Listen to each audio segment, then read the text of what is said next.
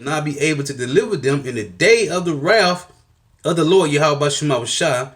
They shall not satisfy their souls, neither fill their bowels, because it is the stumbling block of iniquity. It is the stumbling block of their iniquity, man. Groups like the Gold Antitrust Action Committee, or GATA, have been tracking what they believe is the deliberate suppression of gold and silver prices through a variety of dubious means.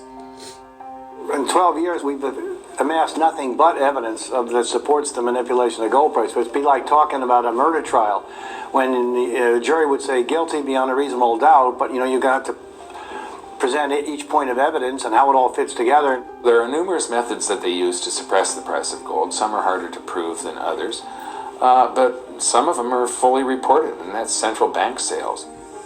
Between 1999 and 2002, the Bank of England foolishly sold a massive amount of Britain's gold reserves at an average price of $275 an ounce. The proceeds were spent buying euros and US dollars. The governments of Canada, France, and Switzerland, among others, were also... Yeah, I'm gonna call it right now. I think I found the single biggest productivity hack of 2021. It's this Google Chrome extension called... also sellers of their gold around this time. We know that the central banks used to sell 400 tons every year. Well, why were they selling 400 tons? Obviously, it was the dumbest decision anyone could have made in the decade. By far the dumbest. But they did it every year. Sell 400, sell 400. I mean, now, gold goes from 300 to 1600, almost 17. Or why were you selling the gold? Because they were trying to keep the price down. So it was a coordinated thing to keep everyone focused on believing in currencies. Alan Greenspan, in testimony to Congress, admitted that they were manipulating the price of gold when he said, "The world's central banks stand ready to lease gold in increasing quantities," meaning they were already doing it, should the price of gold rise, meaning the target was to suppress the price of gold. So they were already doing it, and their target was to suppress the price of gold. He admitted it in testimony to Congress.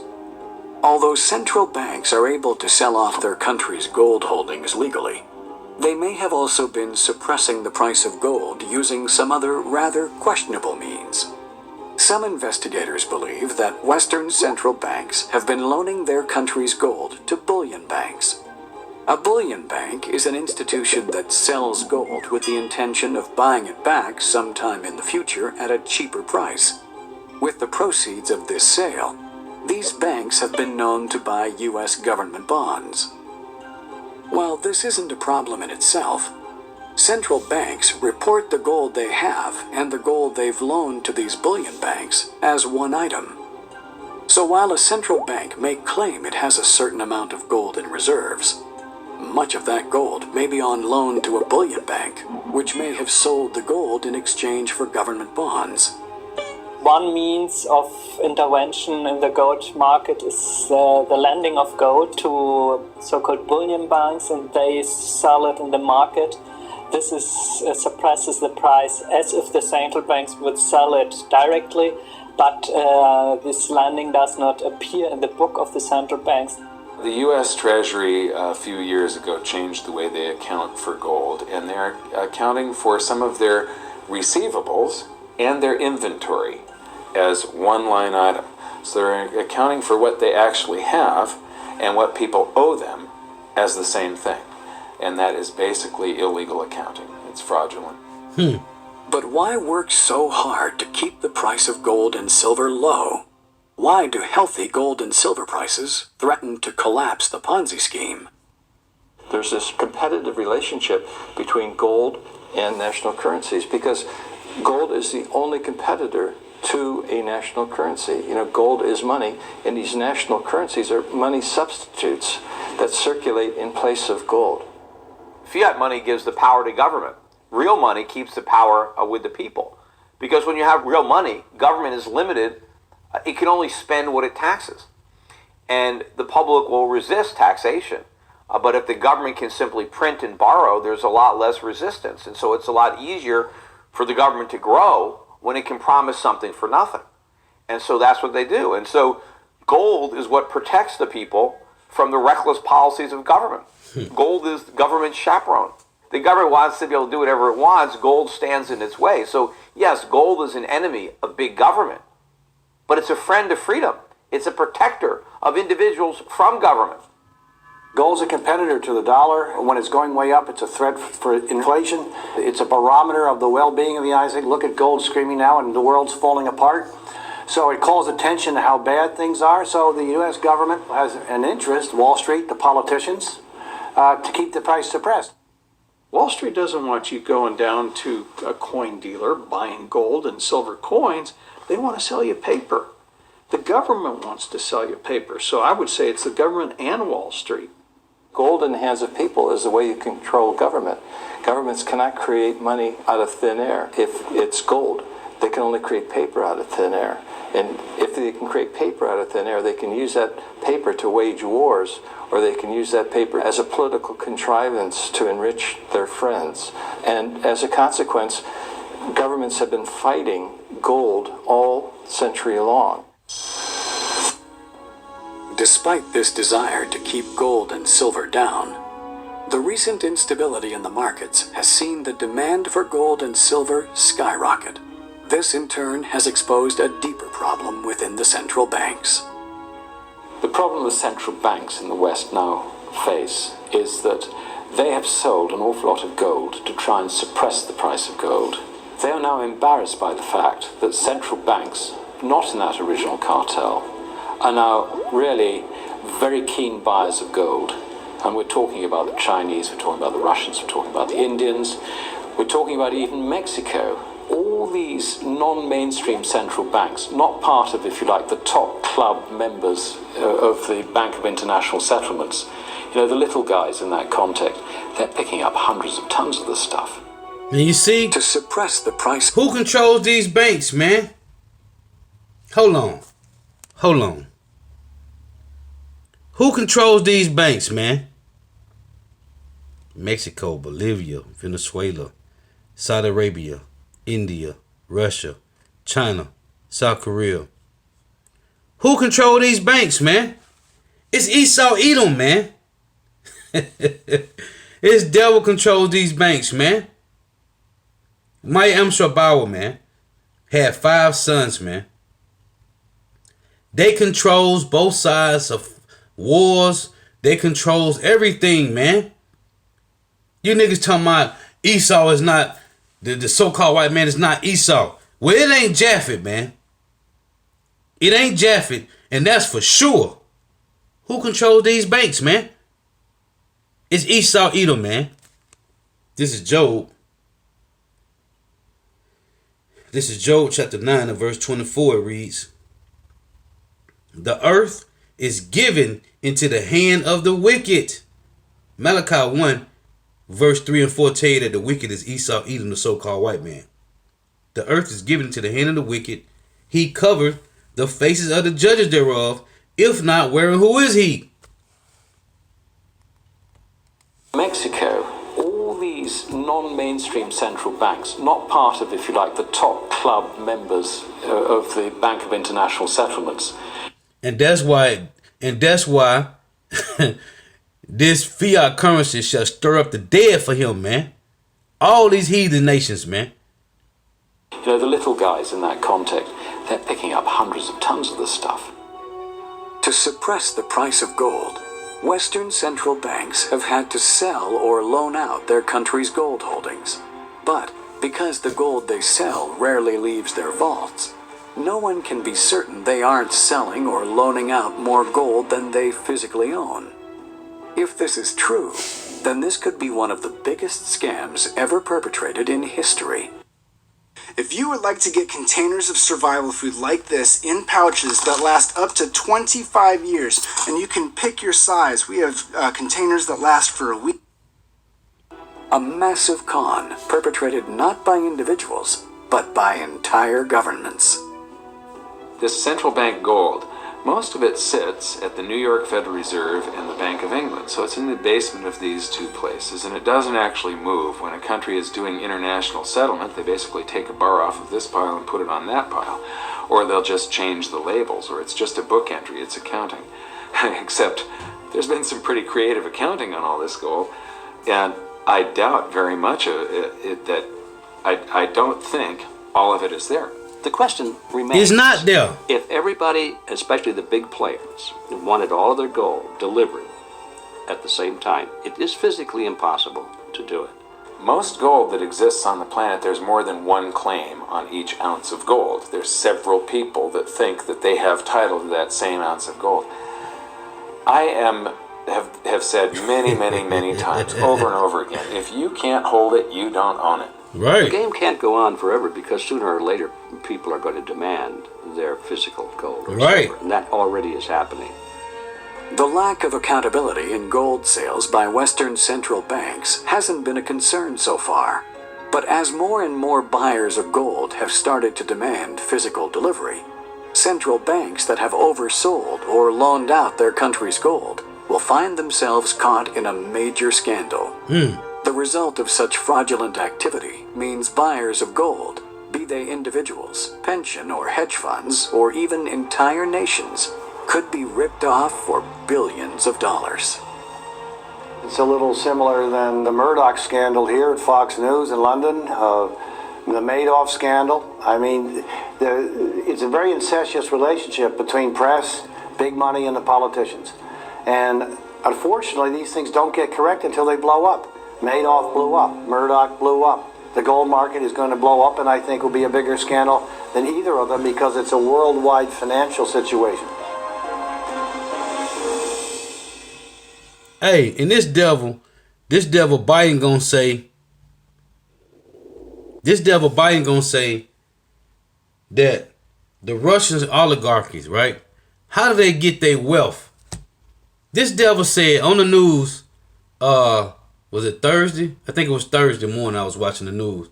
This devil gonna say they are coming for Russia's ill-gotten gains. Man, all you Edomites stole, man. Everything that all these devils got, they stole it, man. Tell me they going for Russia's ill-gotten gains. Come on, man.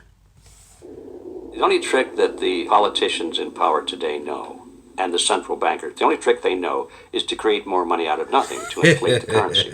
They have no other trick. Right. So as long as we keep looking to them to be our leaders and solve the problem, how can we expect anything else? That's the only trick they know. Because the only other trick there is to stop inflating and to go back to a sound currency. And that would say, they say, oh no, we can't do that. And the reason they can't do that is because it would put them all out of business. Facts. This is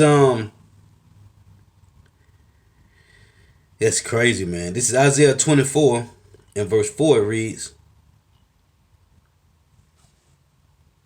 the earth mourneth and fadeth away. The world languisheth and fadeth away. The haughty people of the earth doeth languish. The earth also is defiled under the inhabitants thereof, because they have transgressed the laws, changed the ordinance, broken the everlasting covenant. Therefore have the curse devoured the earth, and they that dwell therein are desolate. Therefore the inhabitants of the earth are burned, and few men left. These devils has been ruling the earth in wickedness, man. And that's why they got to be destroyed. The Lord said in Isaiah 26 and 10, let favor be showed to the wicked, yet will he not learn righteousness, right? This is Jeremiah 51 in verse 7. Babylon had been a golden cup in the Lord's hand that made all the earth drunken. The nations have drunken of her wine, therefore the nations are mad. These nations is pissed off with Esau Edom, man. Let's get this in Revelation 11:18.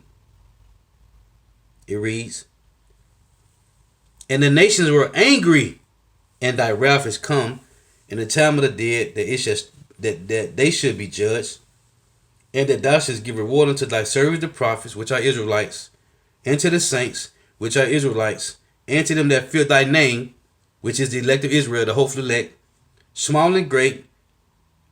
It's a small and great, and should have destroyed them which destroyed the earth.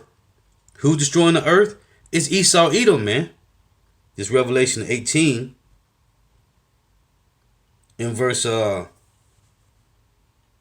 it reads, for all nations have drunken of the wine of the wrath of her fornication, and the kings of the earth have committed fornication with her, and the merchants of the earth are waxing rich through the abundance of her delicacies. Right? It say, for her sins have reached into heaven, and power have remembered her iniquities. Reward her if she have rewarded you. This is to the other nations. The Lord telling the other nations, the way that Babylon the Great did them, do her double. It say, reward her even as she rewarded you, and double unto her according to her works. In the cup which she hath filled, fill to her double. Right? When you go to Habakkuk 2, in verse 4 it reads, behold, his soul which is lifted up is not upright in him, but the just shall live by faith. The hopeful elect of Israel shall live by faith. Yet also because he transgressed by wine, who? Esau, Edom, the so-called white man, your elites. It say, he transgressed by wine. He is a proud man, neither keepeth at home. You got over 800 military bases around the world, man. Okay, that do what? Rape, rob, murder, pillage, and plunder. It say, who enlargeth his desire as hell, and is as death, and cannot be satisfied. But gathereth unto him all nations, and heapeth unto him all people. Shall not all these take up a parable against him, and a tongue to proverb against him, and say, woe to him that increaseth that which is not his? How long? And to him that laden himself with thick clay. What thick clay? Their debt. Babylon the Great is in debt, man. And most important, they're in debt to Yahweh Shema Shah. Shall not they not rise up suddenly that shall bite thee, meaning the other nations, that you have put them in debt, man? It say, and a weight that shall vex thee, and thou shalt be for booties unto them, because thou hast spoiled many nations. All the remnant of the people shall spoil thee. Talking about all these nations, all the higher ups of these nations are going to spoil Esau, because of men's blood, and for the violence of the land, and for the cities, and of them that dwell therein. Woe to him that coveteth an evil covetousness to his house, that he may set his nest on high, that he may be delivered from the power of evil. Thou hast consulted shame to thy house by cutting off many people, and have sinned against thy soul. So you see, it say in verse this is verse 15. Woe unto him that giveth his neighbor drink, and putteth thy bottle to him, and maketh him drunken also, that thou mayest look on their nakedness. Thou art filled with shameful glory. Drink thou also, and let thy foreskin be uncovered. The cup of the Lord's right hand shall be turned unto thee, and shameful spewing shall be on thy glory. So what you have done to these nations, the Lord telling other nations, they will do to you. They wouldn't be able to continue the Ponzi scheme. Even with cracks forming in the current financial system, the only solutions offered by governments are in fact... This was the ultimate survival food of our forefathers. Cooled and sewn into bison hide bags weighing 90 pounds. Just more steps down the road to disaster. But while a single person may not be able to save the world, there is still something you can do to protect your family and yourself. You cannot turn to a Ponzi schemer and ask him to run a real business, because he doesn't know how. So you can't turn to all of these Ponzi schemers in government who are inflating the currency and say, well, let's solve the crisis in some other way, because they don't know how. So the solution is to quit depending on the same people with the same mentality to solve our problems. If governments won't go back on a gold standard, individuals can go back on the gold standard all by themselves. Politicians can create fiat money at will. That's why it's fiat. So why would you want to put your faith in that? Put your trust in politicians and bureaucrats and central bankers when you can just have something real that has intrinsic value, that is scarce, and that is going to remain scarce. Would you rather have gold or a fiat currency? And we see what's happening in the world, and obviously people are starting to figure out that gold was likely to sustain its value way more than a piece of paper is. It's not that the price of gold is going up, it's that the value of the dollar is going down. The price remains constant in terms of human effort and purchasing power. An ounce of gold today will buy the same thing it bought 2,000 years ago. An ounce of gold today is approximately takes so much human effort to get out and refine the same human effort that it took to do certain things 2,000 years ago. It's the human effort equation that maintains stability. How much effort does it take? Gold is financial insurance. And the thing about it is you own it because you want to be protected. And, you know, you just have to have it if you want to have or sleep at night, because there's nothing else. You know, if some catastrophic event happens, and we've seen them, how are you going to be protected? The current financial system may be dying, but where there is chaos, there is also opportunity. As the old model falls apart, the door may be opened for great prosperity. It's clearly not the end of the world. I mean, it's probably not even the end of America. For many countries, this is going to be the beginning of an economic boom, a giant burden being lifting off their shoulders. So they think. But what they're talking about is transforming the petrodollar, the fiat currency, to the MOTB, man. But as it say in Jeremiah 51, there is no healing. There is no balm for this place, man. It will not be healed. Where the world no longer has to loan trillions of dollars to Americans so that we can continue to consume what we don't produce. When this comes to an end, the world will benefit. So it is not something that we should fear. We should embrace it as a world. This is the greatest wealth transfer in history. Exactly. That's what it is. It's a wealth transfer, man. That's the end all be all. That was the whole goal, man. To condition you through gradualism, through being gradualized, to take the MOTB, man. If we have a global currency crisis, then you're going to see a greater wealth transfer than has ever happened in all of history. And that's going to be the charagma, man. The MOTB. That's the whole end goal for these devils, man. For these elites, man. It's the MOTB. And they deceiving the world smooth, man. These devils is crafty what they do, man. That's why the Lord say, hey, you got to watch these devils, man. Be circumspect. Put on the whole armor of Yahweh Shema Bashai, that you may be able to stand against the wiles of the devil, man. Okay? That trickery, they cunning, they crafty, conniving, trickery arts, man. These devils is slick, man. That's why they're known as the serpent seed line, man. It's all going to happen at once. Therefore, it's the greatest opportunity.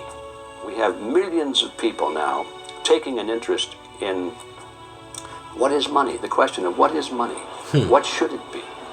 And they're learning, especially a lot of young people.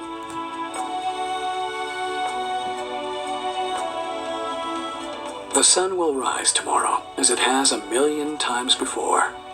Commuters will wake up and travel to their offices to begin the day's work. Farmers will tend to their crops, and construction workers will build new infrastructure. But will the world they live in still be the same? In 2008, the world was given a wake-up call. The biggest financial crash in human history was delayed by the same poor decisions that brought it about in the first place. What that massive bailout bought us was not a solution, but merely time. Time for the people responsible to wring the last few dollars out of a dying system. But also, for those able to see the cliff edge approaching, time to protect themselves and their families from the imminent plunge. And in the end, that time may prove to be the most valuable commodity of all. There are these brief moments in history where the safe haven asset for the last 5,000 years simultaneously becomes the asset class that has the greatest single potential gains in purchasing power. We're in one of these cycles right now where money is the best investment. get out of currency, buy money, and you're probably going to be able to buy a whole lot more stuff. Guys everywhere are detoxing from dirty gel soaps. Later. Hey, gold and silver, man. Hey, so Lord, when it's edifying, gotta give all praises, honor, and glory to Yahweh, Bahashem Yahushua, Bahashem Ruach Kodash. Double honors to the apostles and elders of Great Millstone, who well, who teach well, who are the apostles and elders of all of Israel, ready to accept it or not. And a sincere salutation to all the octane pushing this truth and believing this truth throughout the four winds of the earth, the entire world, waking up the hopeful elect. And shalom to the Akwaf who are listening and learning, the few sisters who are listening and learning. Lord, what's edifying to next time I say shalom. Wah abad babal. The for tuning in. May Yahweh Shema shall continue to bless you in your houses. Stay prayed up. Shalom.